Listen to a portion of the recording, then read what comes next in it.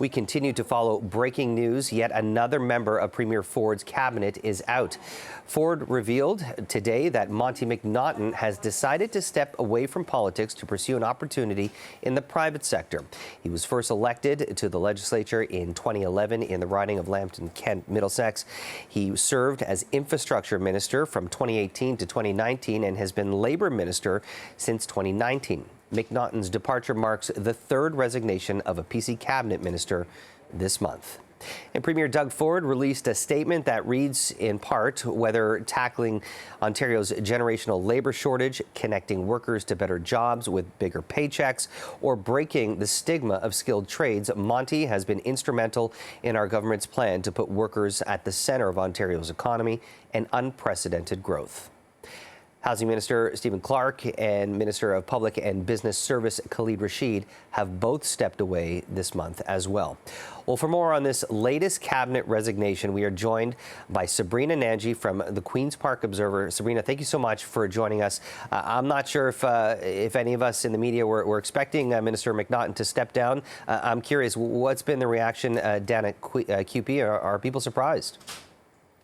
Yeah, I mean, I think given all the events that have been happening at Queen's Park on the Greenbelt scandal, this was another blow to the Ford government, no doubt, but maybe not for the reasons that you would expect. And, hot off the presses, we just got a statement from Monte McNaughton now saying that he expects people to speculate on his departure. This has nothing to do with, recent events at Queen's Park. But still, it is a blow to the Ford government, no doubt, because as Labour Minister, McNaughton has been the bridge for the Ford government to go to unions. I mean, that's something we never really expected from the Conservatives. They're not typically the party of organized labor, but McNaughton certainly made inroads. And I should stress that this is mainly with private sector unions, but still a significant feat and something the Ford government has prided itself on that helped them pick up seats that were traditionally NDP in the north. I'm thinking Timmins in Windsor, these blue collar ridings. And so certainly a big loss, and it means another cabinet shuffle, which we're expecting this afternoon, and a by-election in Lambton-Kent Middlesex. I was going to ask you about that, given the fact that, Monte McNaughton has been a very close ally of the Premier. So is Housing Minister Stephen Clark, and we've had another minister step down this week as well. So that's three. There's been a lot of speculation and a lot of questions whether or not we could potentially see a cabinet shuffle. What are you hearing about that? Is this credible? Yeah, of course. I mean, it's something the Premier is going to have to do. We're expecting it to come a little later today. I think that's a good move because the House is going to reconvene on Monday. And so, of course, they'll want to have their front bench locked in. So not only does he have to name a replacement for the Labour Minister and fill that spot, he's also got to fill the Public and Business Service Delivery Minister. As you mentioned, Khalid Rashid, who will now be sitting as an independent, following, a conflicting tale that he told the Integrity Commission over his Vegas trip, as part of the whole Greenbelt debacle. So definitely another blow to the Ford government.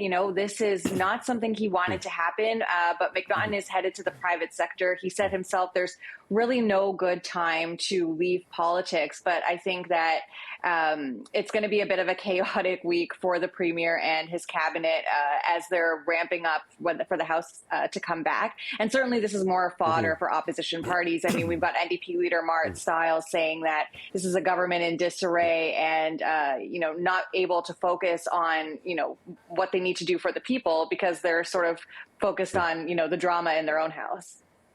And no doubt it's been a turbulent few months for the Premier and his members. But, when it comes to this cabinet shuffle, we know that there are some other media reports, media outlets that are reporting this, CTV News and CB24. We've yet to confirm that, so it'll be interesting to see what happens later this afternoon. But I'm also curious, Sabrina, given all that's been playing out for months and even just the last week alone, how do you think this has impacted the confidence of Ontarians when it comes to the Ford government and their handling of this recent Greenbelt controversy, and now that we're seeing more layers of the story unfold? And I think, there's still more to come. Don't forget the RCMP is still sniffing around. There's another report due out from the Integrity Commissioner, but it was a major reversal, no matter which way you cut it, from the Premier yesterday when he decided to, backtrack on these land swaps amid this mounting pressure. I mean, he made this announcement during his PC caucus retreat. His MPPs were reporting back to him what they've been hearing from constituents who aren't happy about his handling of this file. And, I think eventually the Premier saw the writing on the wall and was feeling the heat. But certainly you're right, this has become a credibility issue for the Ford government. We're now starting to hear advocates talking about if, the Premier can change his mind on this, maybe he'll change his mind on other things. I'm thinking Ontario Place, there's been staunch opposition to that.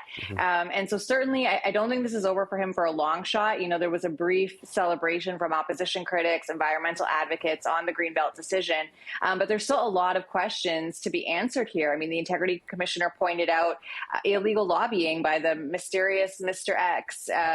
It was revealed yesterday that the PC's fundraiser in chief, Tony Miele, had been selling tickets to the Premier's daughter's Stag and Doe event. I mean, that opens up a whole other can of worms. And I think that, the writing certainly was on the wall. It seemed inevitable that this was the only way the Premier was going to, salvage his reputation on this file. But it's certainly not over, but not by a long shot. Sabrina Nanji from Queen's Park Observer, thank you so much for joining us as always. Appreciate your time. Thanks for having me.